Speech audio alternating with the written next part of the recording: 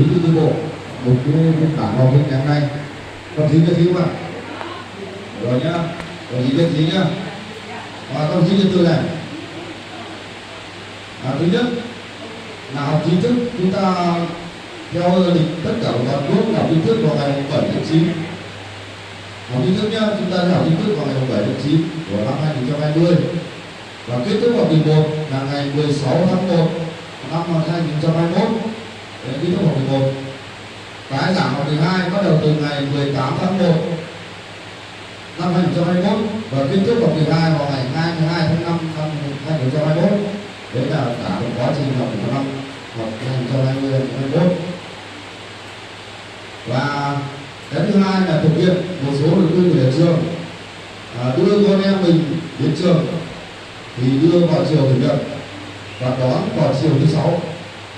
Đồng chí nghe nói nhé, đưa con em về chiều chủ nhật và đón con em mình vào chiều ngày thứ 6 hàng tuần.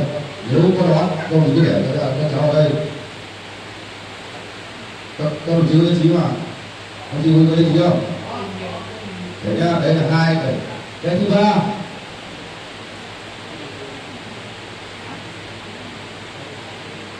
Cái thứ ba là đến thời điểm hiện tại bây giờ vẫn còn một số em học sinh chưa ra lớp.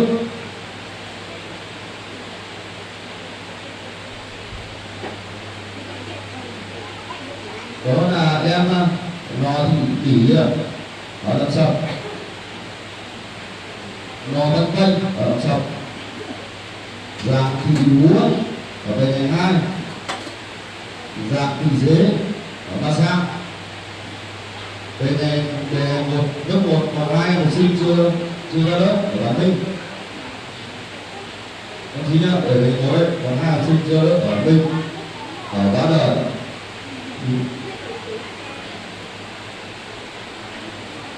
Ở Bá Đờ xuống ngày hôm 24 tháng 9. Các học sinh ở Bá Đờ nhá.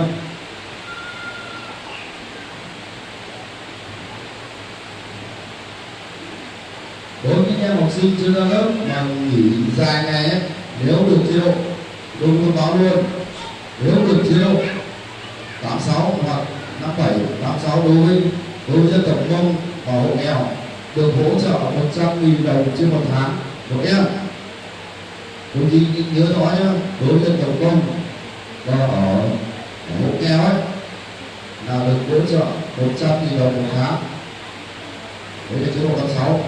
Đối với dân tộc Mảng thì chỉ được hỗ trợ một cái chế độ thôi nhá, là được 596.000 một tháng, trừ như tiền ăn 984. Xin lỗi đồng chí nhé.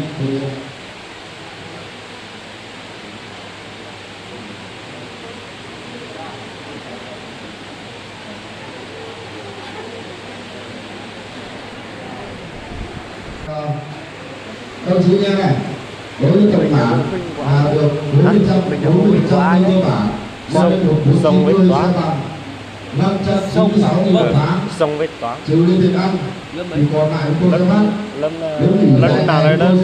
lần nào là đất bố. Đồng chí nhớ nhá, đồng chí nhớ thiếu giáo viên chủ nhiệm sẽ chấm công trừ ngày nào tính ra sẽ phải đó, trừ một ngày bao tiền. Nếu không, chúng tôi sẽ không rút cái tiền này về để trả nhà nước. Nghe không gì nhá, giáo viên chủ nhiệm các nước kể cả ở trung tâm đến tất cả các địa bản sẽ chấm công có về cho nhà trường. Vì chúng ta đã thống nhất là cái trừ bao nhiêu tiền trên một ngày nghỉ. Các đồng chí có nhất trí không? Đấy nhá, đồng chí tên gì nhá. Chúng ta sẽ làm, bây giờ sẽ làm luôn là chúng ta thống nhất một ngày nghỉ là trừ bao nhiêu tiền và trừ kiếm đi luôn cả. Một ngày được 19.600 đồng. Đấy các chị ạ, chia cho 30 ngày 596.000 chia cho 30 ngày thì được 19.600 đồng trên một học sinh ăn một ngày. Chúng ta sẽ đi trừ bao nhiêu tiền, chúng ta bán luôn, tí nữa chúng ta giải quyết luôn đi đấy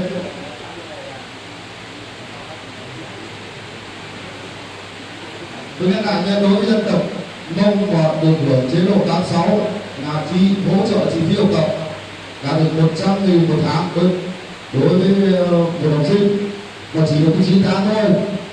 Còn đối với chế độ 57 thì dân tộc Mảng thì được cả 12 tháng luôn. Đấy, đồng chí nhớ cho rõ nhé, tôi lúc này hỏi lại là rất là mệt. Thì chúng ta bàn xem bây giờ mỗi một học sinh nghỉ để cả ở trên bảng đã tận công thì chúng ta sẽ trừ bao nhiêu tiền một ngày nếu nghỉ.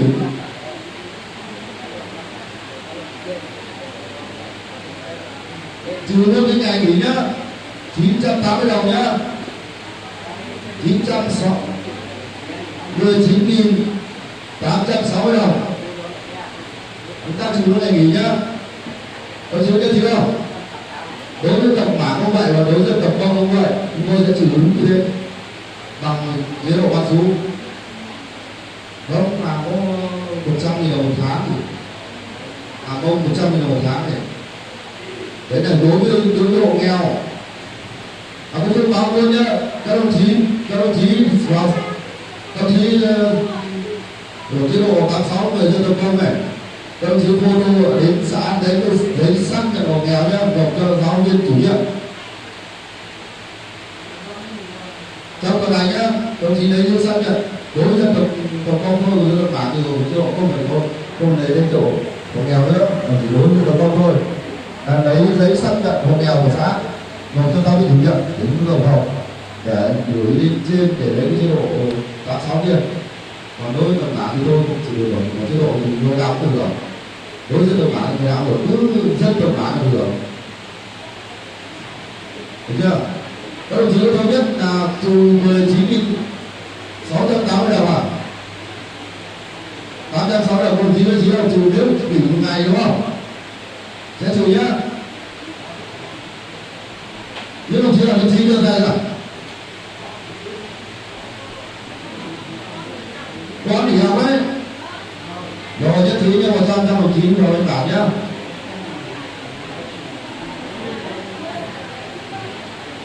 Trong cái nội dung vừa rồi có đồng chí nào ở chế độ không?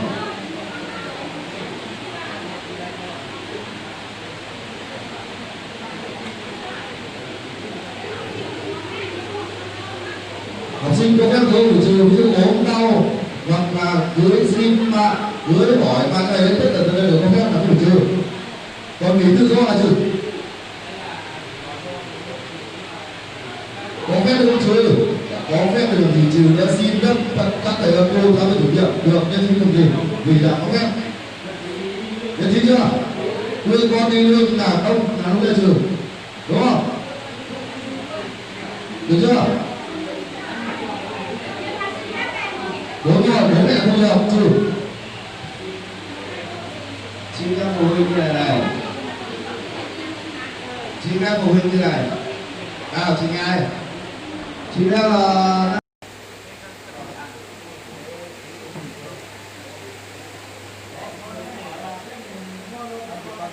nhưng bây giờ đã có ở đâu? Đây,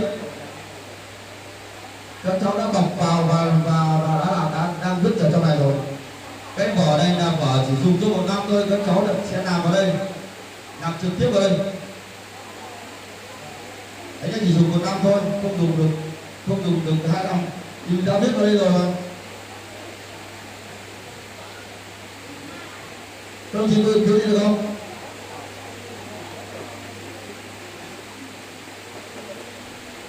Các đồng chí cô nhà vâng cứu đây, các đồng chí cho ý kiến thế nào?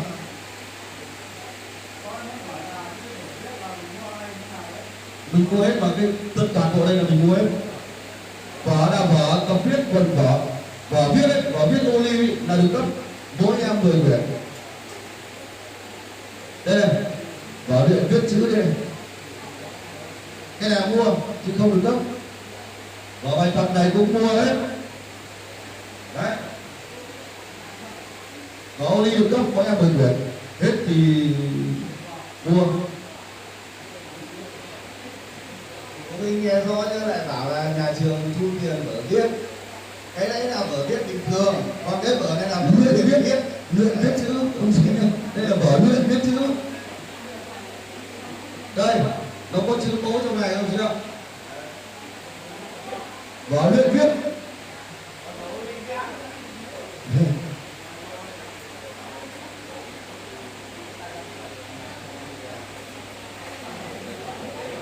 Các đồng chí ạ, cái vở này là được cấp phát, là mỗi học sinh được 10 quyển, đã phát rồi.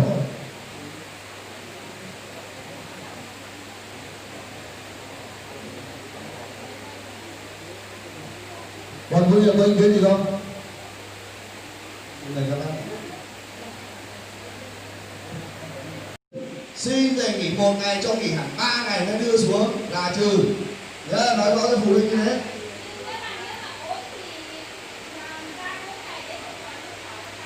Không sao cả, không sao. Thì phải báo, nhưng mà nhiều trường hợp sẽ xảy ra như này, lợi dụng cái việc đấy mang về nghỉ, thế là lười không đưa con xuống là cho nghỉ cả tuần. Tôi nói luôn là Lộc Sầu hiện tại 2 cháu chưa xuống, Bá Đởn cũng chưa xuống, và đến hôm qua thì mới xuống. Thế là đâm ra nghỉ mất 3 tuần, là gần 1 tháng rồi. Người ta học từ mùng 7, 24 mới xuống đúng không? Đã mất 10 mấy ngày rồi. Đấy là cái đấy là nhà trường sẽ tham mưu với phòng giáo dục với xã là sẽ không phát tiền cho nữa. Bây giờ cái năm trước là vẫn giúp để phát tiền cho, nhưng mà cứ chờ đến chế độ lấy tiền thôi là không cho các cháu xuống học, thì nhà trường bây giờ vẫn phải họp để lấy lý do. Đồng chí ngắt lời đồng chí điều trưởng là tí nữa sẽ bầu hội trưởng một phụ huynh, và các trường bản là chúng ta bắt đầu bầu, xong là chúng ta sẽ thống nhất cao, khi thống nhất rồi là chúng ta sẽ ký vào biên bản, và biên bản này sẽ nộp sang cả xã như thế ra.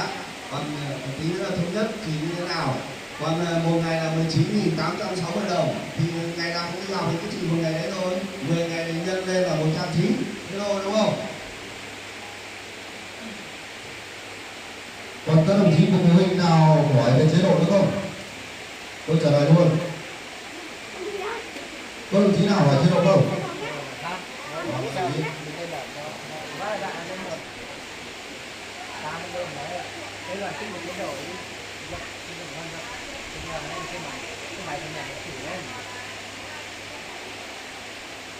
Chế độ năm 7 à?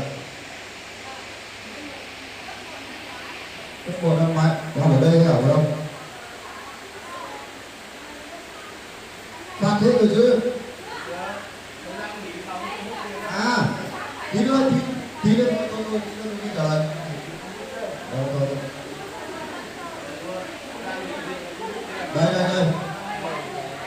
Đây, tôi trả lời cho đồng chí luôn nhá.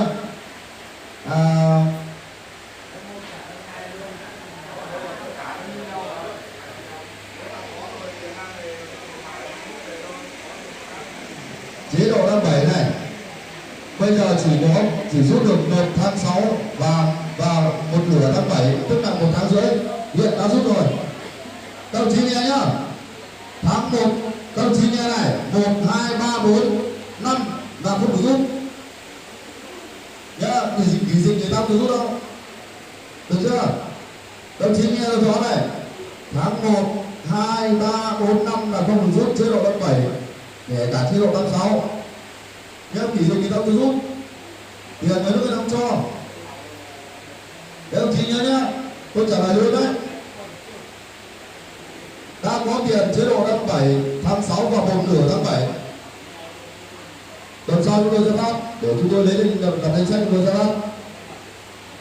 Tuần sau tôi phát tiền nhá. Phát tiền chế độ năm 7 là 1 tháng và 1/2 tháng, tức là 1 tháng rưỡi. Các đồng chí ý kiến đây.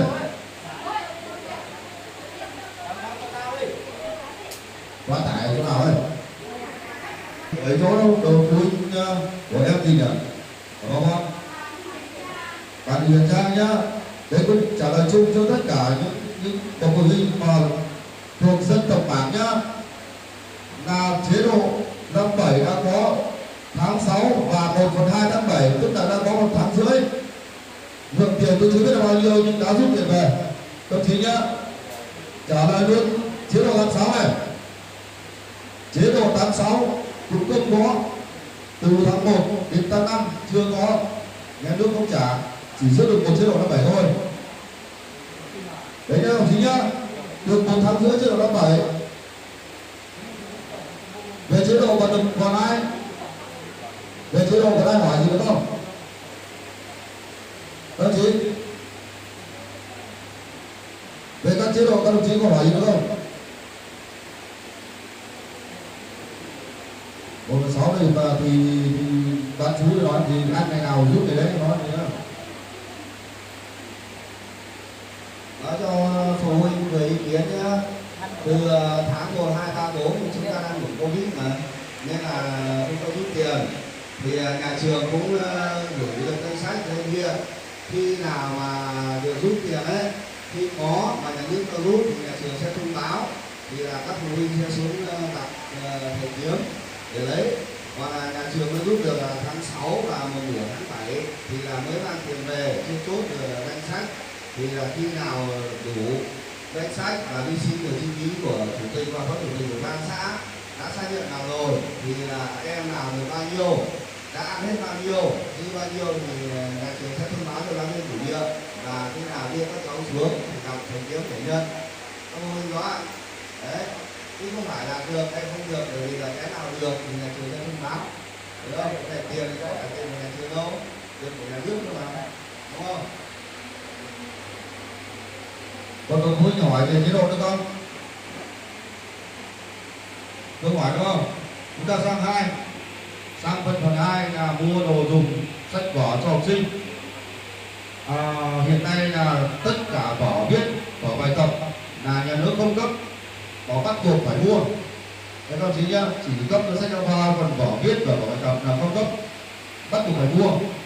Mỗi học sinh vừa rồi nhà trường bỏ tiền ra mua cho mỗi em một bộ vở bài tập, thì gồm những mục sau. Tôi sẽ in cái này ra gửi trưởng đoàn và có cả một cái bộ. Tôi đọc qua này. Một là mua vở tập viết, mỗi một thì được cấp nhé đồng chí nhé. Riêng lớp 1 năm nay được cấp vở viết cấp toàn bộ tất cả các thiết bị. Lớp 1 năm nay không phải đóng, không phải mua gì hết. Đúng rồi.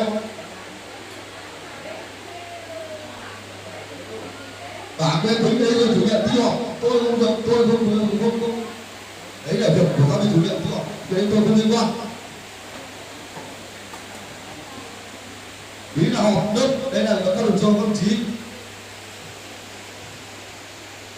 Giữa lớp 1 là từ vở viết, sách giáo khoa, vở bài tập đã được cấp. Còn tuyến các đồng chí học ở các lớp thì các đồng chí lớp thu những cái gì, mua cái gì đấy là do lớp, do nói về chủ nhiệm thống nhất với phụ huynh học sinh. Chứ đây chúng tôi chỉ học ở nhà trường thôi. Đồng chí nhá, một là vở tập viết, với 2 các đồng chí nghe này, vở tập viết từ khối 2 đến khối 5, tập 1, tập 2, mỗi một tập là 10.000, mỗi một quyển vở ấy là 10.000, tập 1 cả tập 2.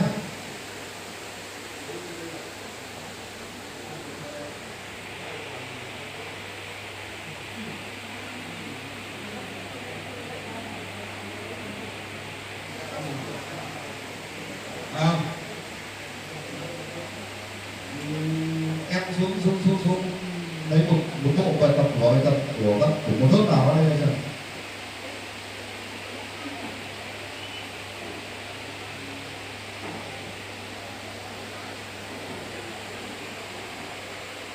Hai là vở bài tập tiếng Việt tập 1, tập 2.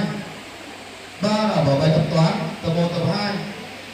4 là vở bài tập khoa học lịch sử địa học, vở bài tập khoa học đối với khối 4 năm. Các chị nghe nhá, đối 4 năm ấy còn vở bài một là vở tập viết này, vở bài tập tiếng Việt này, vở bài tập toán chung cho từ khối học từ khối 2 khối 5. Còn riêng đối với khối 4 năm thì có thêm 3 cái loại vở như sau này: vở bài tập khoa học, vở bài tập lịch sử, vở bài tập địa lý. Đấy nhá. Đến mua đồ dùng mua sách vở cho học sinh nhá. Mỗi 4 năm thì thêm 3 loại nữa: khoa học, lịch sử, địa lý. Còn chung là vở tập viết, vở bài tập tiếng Việt, vở bài tập toán, còn chung từ khối 2 đến khối 5. Cái thứ hai nữa là mua đồ dùng để học sinh sinh hoạt là 10.000 thôi. Chậu tắm này, ca múc nước này, dụng cụ rửa nhà vệ sinh này, và khen thưởng học sinh học tốt. Mỗi em đóng 10.000 nữa. Ông chỉ đợi tôi lấy một bộ cái này không?